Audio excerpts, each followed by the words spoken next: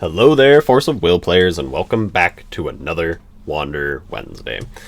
This week, we're going to be bringing you one of the first real self-contained, like OTK, FTK type decks that kind of ever really existed, as well as, at least within like the concept of New Frontiers specifically, with like no ban list, just like its own cards.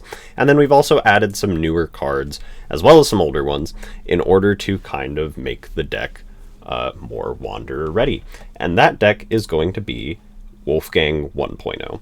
So I know Wolfgang 1.0 isn't really like the first like OTK, like FTK type strategy. You used to be able to do such things with like Levitine and Bahamut and other stuff back in older formats.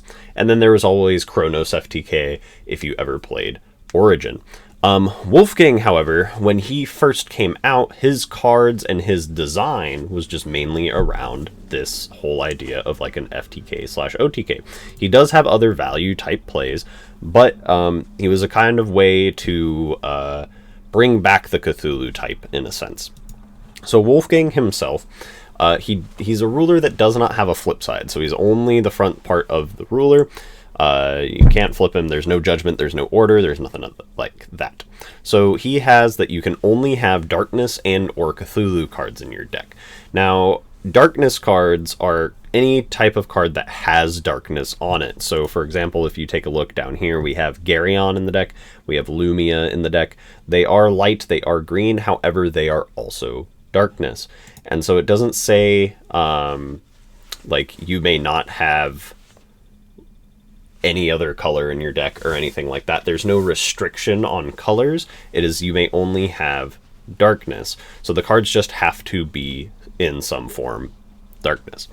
And then Cthulhu's. So those are the two, which is how we have the Phantasmal ascendant, and then the Shub and the black goats and stuff like that, right? He has the effect that when you would pay an awakening on a Cthulhu that you control, you can instead put a madness counter on Wolfgang. And if Wolfgang would have 5 or more madness counters on him, you lose the game at the end of the turn. It's just an automatic trigger that is on Wolfgang. So there are some other cards that can remove madness counters. I believe there's only one that can do it. I believe it's Satan's Phantasmal Body slash Flames of Outer World. It's another alternative card, but we're opting to just not play that in this version. So we'll get started with the Wolfgang specific Cthulhus that came out with him that kind of make the deck what the OTK is, etc., and get into what else the deck kind of does.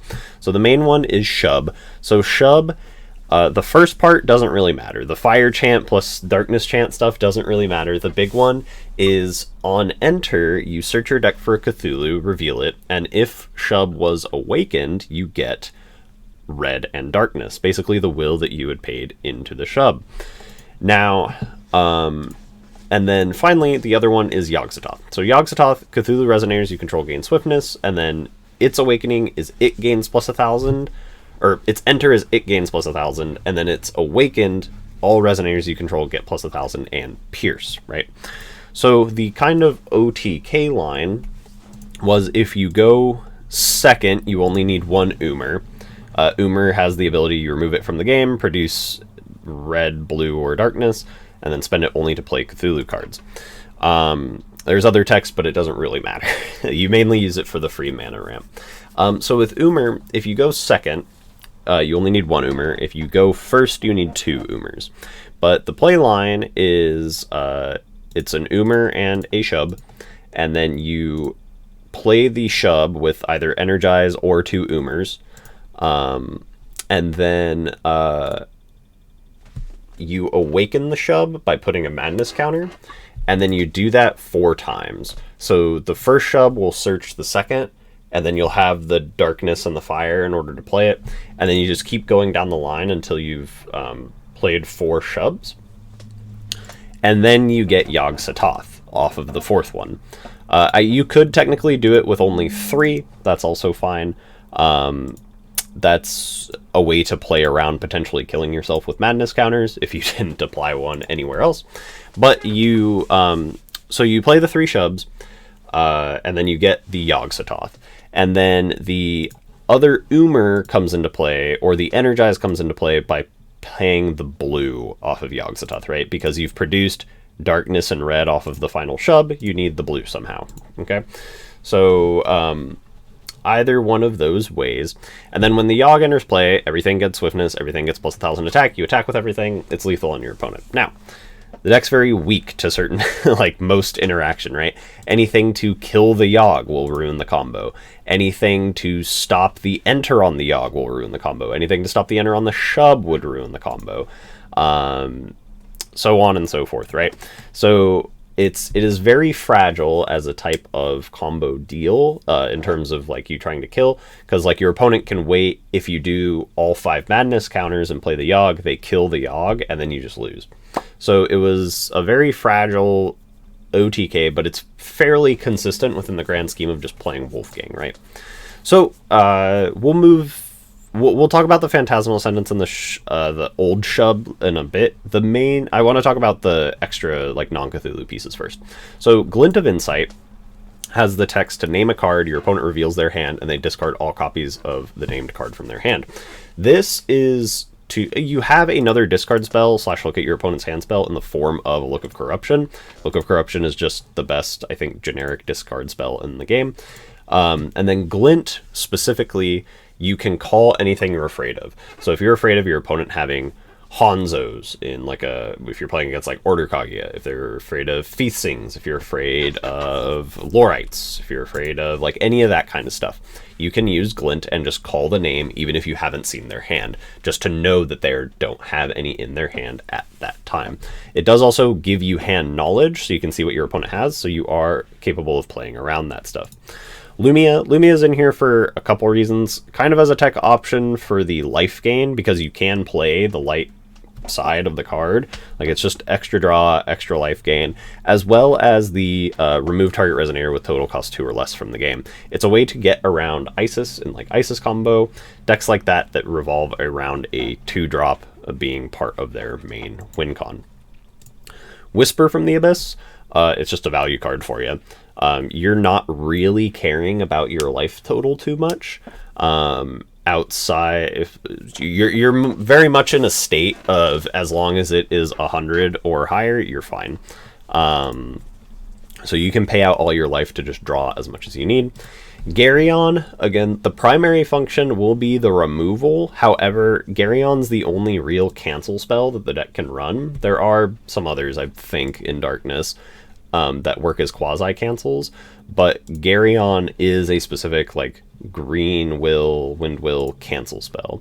Unfortunately, we only are playing the 2 Memorias of Reincarnation down here to play that green, which are off of Phantasmal Ascendant. You can opt to play more of them if you feel you need more darkness or more wind will.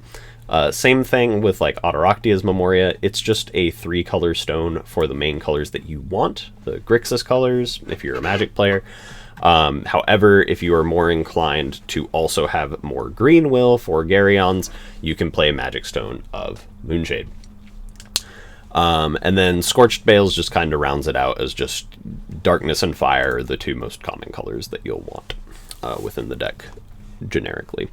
Azoth is also another form of disruption as well as card value. Draw 2, discard 1, and if it was awakened, you get to look at your opponent's hand and remove something. It's another form of discard as well as with Glint and Look of Corruption. Phantasmal Ascendant. So Phantasmal Ascendant's in here for a very specific reason. You use it as the quasi stone ramp that you use it for in Isis combo, like Miles Mujdar Isis combo. And we're doing that because Umar can actually pitch itself in order to play this for free.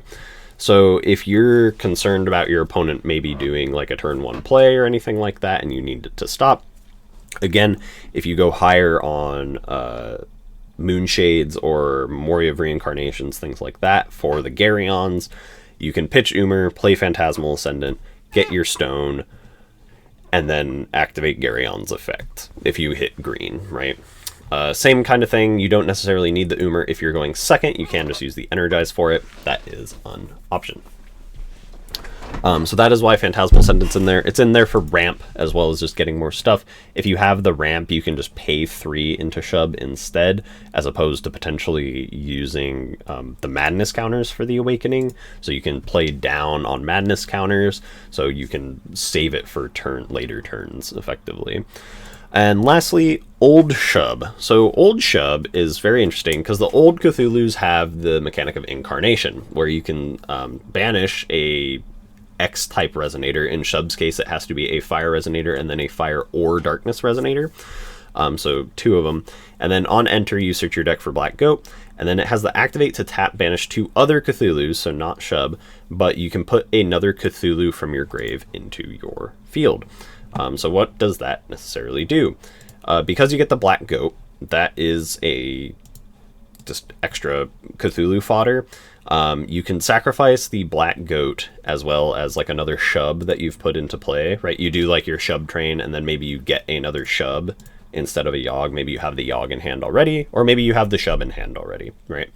So you Shub, you get the Yogg in play, it gives swiftness. You swing with your other Shubs. You use Shub to sacrifice off another Shub. That Shub can get you another Shub, right? Another old Shub. Like new Shub can get you old Shub, right? And then you can kind of keep doing this quasi loop of getting out these free Cthulhus to keep attacking your opponent. Or if you want to loop like Azothoths, you can loop Phantasmal Ascendant enters. It's not really worth it to loop Yogg-Sothoths, but you can if you really want to. All of these Cthulhus do have enter effects that are just more potent when they're awoken. So Shub allows you to really get more out of all of your Cthulhus. And because you kind of flood the board with the initial, the new Shubs, these ones, Old Shub allows you to use them all as fodder to play itself, as well as get you more resonators. Because the other thing is, if you play multiple Shubs, right? So say you play your first one, you get your Goat. When you play your second one, the Goat and the other Shub both count either towards the incarnation cost or the cost of sacking stuff off. So it just loops very well. The other thing with Black Goat, the activate effect of it in the grave, to deal 200 to target player or resonator. It's very good as kind of a thing against Belial decks to kind of ping them if you need to. Same thing against like Tree 2, just those kinds of control decks that kind of stagnate on their life. So it also has that kind of functionality.